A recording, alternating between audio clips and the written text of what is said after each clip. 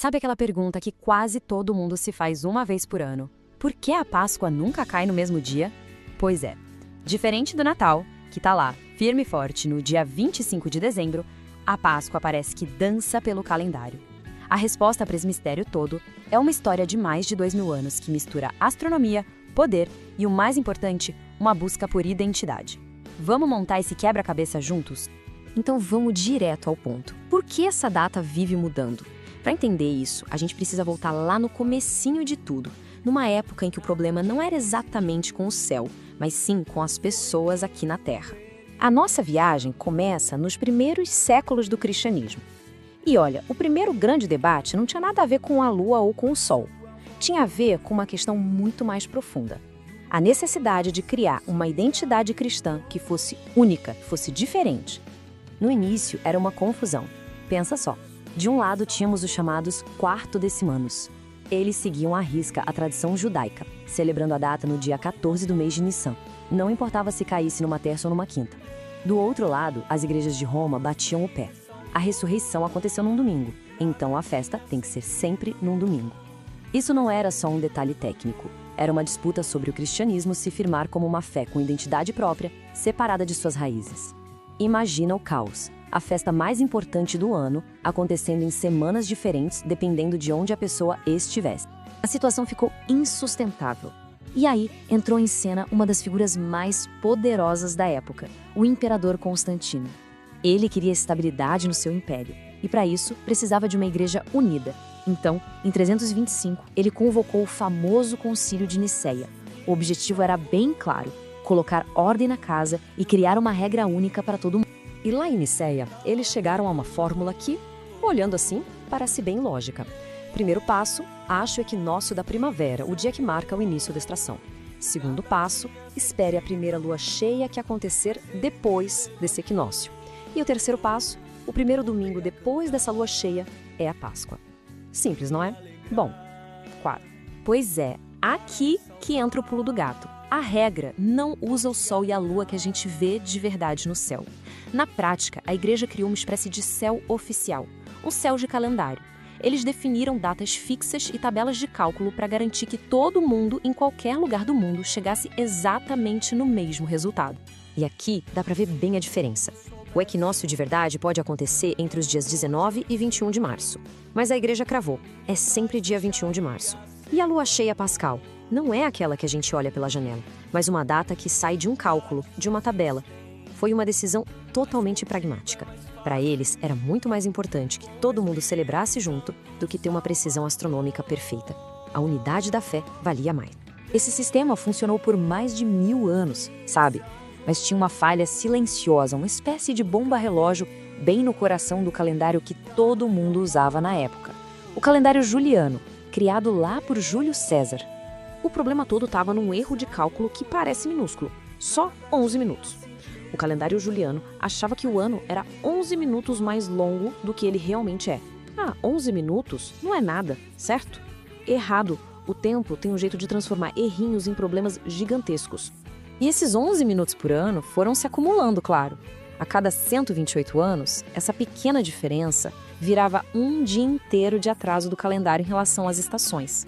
De forma lenta, quase imperceptível, o tempo humano estava se desconectando do tempo do universo. Avançando até o século XVI, aquele errinho de 11 minutos tinha virado um abismo de 10 dias. O equinócio da primavera na vida real já estava acontecendo lá pelo dia 11 de março, mas no calendário continuava marcado como dia 21. A Páscoa, que é a grande festa da primavera, estava perigosamente se arrastando para o verão. Era uma verdadeira crise no tempo. A solução proposta pelo Papa Gregório XIII foi uma das coisas mais radicais já feitas na história. Para alinhar de novo o calendário com o Sol, ele simplesmente deletou 10 dias da história. É isso mesmo. Em 1582, o povo foi dormir na quinta-feira, dia 4 de outubro, e acordou na sexta, dia 15 de outubro. E foi assim que nasceu o calendário gregoriano, que é o que a gente usa até hoje. Mas, para entender a lógica por trás de toda essa busca por uma data, a gente precisa olhar para o sistema que serviu de inspiração inicial. Vamos mergulhar um pouco no elegantíssimo e antigo calendário lunisolar judaico, que foi o projeto original para a celebração da Páscoa judaica, o Pessah. Tudo começa aqui, no livro do Êxodo. O calendário judaico não começa em 1º de janeiro. Ele tem início no mês de Nissan, o mês da libertação do povo do Egito. O próprio tempo é organizado ao redor de uma história de redenção. Isso é muito poderoso.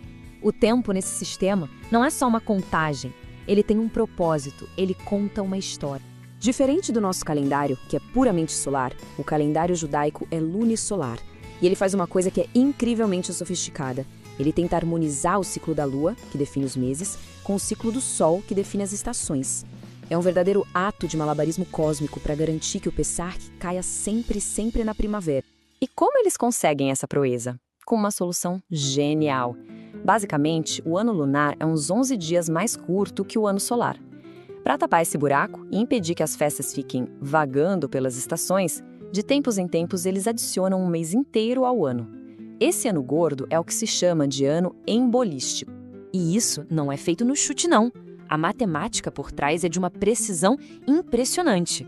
Usando um padrão chamado ciclo metônico, a cada 19 anos, 7 deles ganham esse 13º mês. É um mecanismo de ajuste tão perfeito que consegue manter o calendário alinhado com a agricultura e com as estações de forma consistente há milênios. Mas e se existisse um jeito totalmente diferente de pensar o tempo sagrado? Um jeito que simplesmente ignorasse a lua? Pois é, com a descoberta dos manuscritos do Mar Morto, veio à tona um calendário alternativo fascinante usado por uma comunidade judaica que vivia em Qumran. O calendário de Qumran era radicalmente diferente. Ele tinha 364 dias. Por quê? Porque 364 é perfeitamente divisível por 7, o que dá exatamente 52 semanas. Para essa comunidade, a ordem do ciclo semanal era sagrada, intocável. Por isso, a Páscoa deles acontecia sempre numa quarta-feira. Sempre. Eles basicamente trocaram a dança da lua pela certeza da matemática. E o que a gente tira de tudo isso? A gente passeou pelo sistema romano, que quebrou e precisou de um conserto drástico, vimos a harmonia do calendário lunisolar judaico e a rigidez matemática do pessoal de Qumran. No fim, todos eles, por caminhos diferentes, contam uma história parecida.